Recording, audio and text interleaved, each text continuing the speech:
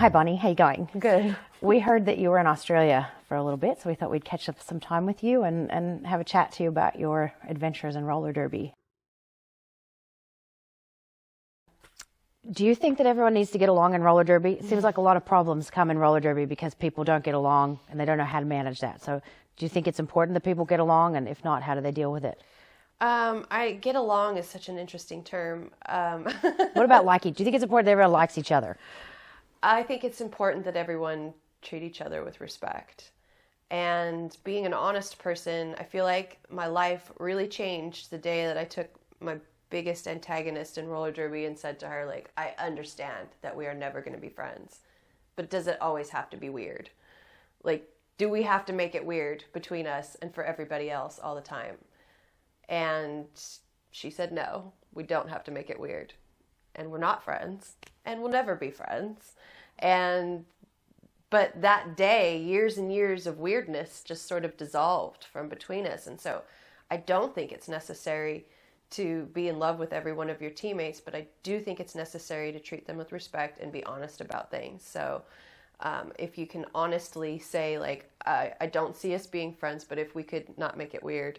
I mean, my life changed that day. I didn't know it was an option to be that honest, and it was really freeing. And I hope that other people will find that type of freedom where instead of trying to force things or get in these weird passive-aggressive power struggles, just be honest. You know, you don't want it to be weird, and you're not going to skip through a field of daisies. Maybe there's something in between. Yeah. And what about respecting officials and other people who are volunteering for the sport? Have you got any comments about that? Because it can feel like it's very us and them sometimes, like it's just the skaters and then it's everyone else. Sure. Yeah, refs are put in a very interesting position in the sport because it's a position of authority, and it's a scene where a lot of people have a severe distrust of authority. So that dynamic is inherently tense at times. I feel like a lot of people don't necessarily understand the power of their own appreciation. I feel a lot of people would benefit from understanding the power of grace, to be gracious, to be able to disagree with someone with respect, to thank them for their time, and not necessarily need to agree with their methods or their conclusions or anything about them, their lifestyle, their habits, their hygiene, whatever. You don't have to agree with any of that. But if you could just be gracious, just say thank you to people that are doing things that you don't want to do, I feel like that would really help a lot. And I think a lot of people don't actually understand that, like, that applies to me. Like, I remember one time saying thank you to a volunteer and feeling like, well, who do I think I am to say thank you? Like, they're not looking for my approval. They're doing it for their own reasons. And it was like this defining moment. It was when I was really young, still an LA Derby doll, where it was like, well, I'm just saying thank you because they're doing something. Like, that's enough. I don't have to be the one in charge to say thank you. And I don't know how many people realize that or need to have that moment with themselves that, like, you don't need to be the boss to be gracious. Like, this is literally every single person benefits from every single other person. And so if the only thing you did when you got to practice was thank 10 people, you would be contributing something really great to the league.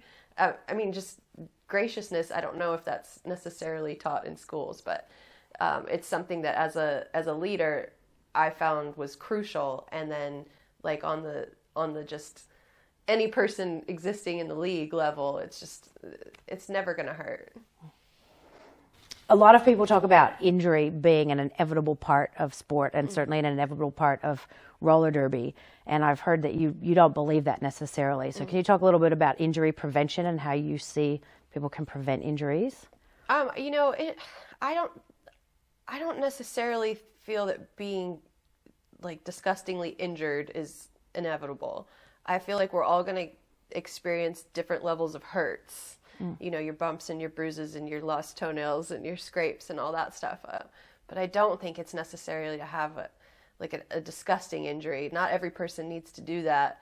And a lot of it is is prevented from just there's physical, mental, emotional factors to that. So I'm going to answer the physical one first. The physical injury prevention that I'm aware of now that I didn't necessarily know until my last year of roller derby was that roller derby involves the large muscle groups, and that there are small muscle groups that support those large muscle groups that do not, through any method of skating, get worked out. And if they would, then they would support the large muscle groups better. And each person can, study that for themselves, what that means. But basically, it's a lot of one-footed exercises. And, I'll leave people to do their own research on that. But if you did a lot of balance, like one-footed exercises, you would strengthen aspects of you that are becoming weak because stilts are being asked to hold up a mansion. Because doing all the squats and everything really overdevelops the large muscle groups.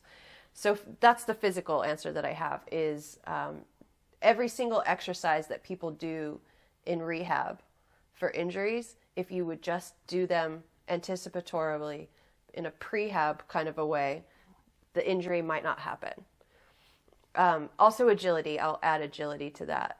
Just learning how to go with falls. A fall is happening, don't resist it, go with the fall, recover.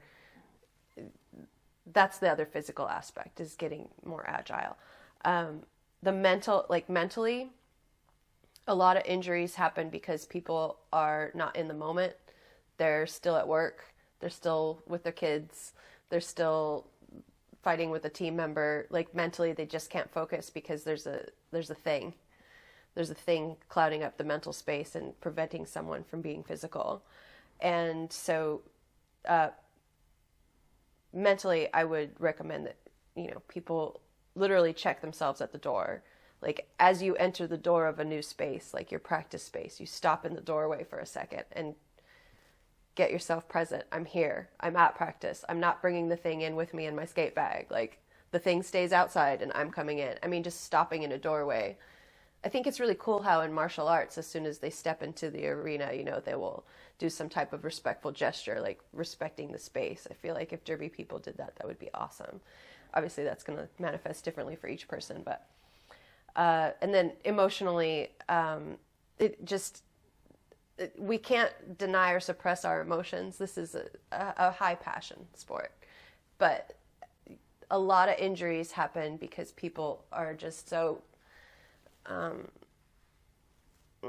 expressive in the inappropriate moment. It is important to express our emotions, but not necessarily like in the middle of a drill in practice. And so that just comes back to being present again. There's like a lot of like spouting that happens where you're just like, this thing just happened and I'm emotional and I'm expressing emotions and it's not really the time or the place for it. And so I feel like a lot of injuries happen when people are not focused because they're either being too emotional, too mental, or just not physically prepared for that moment. And I'm not saying that there's a prevention for every single injury. I mean, I don't believe that that's true. But I feel like if you're prepared to live in a moment physically, mentally, and emotionally, you can prevent a lot of the gnarly ones that we see that just come from someone resisting a fall or not being present. That's great. Yeah.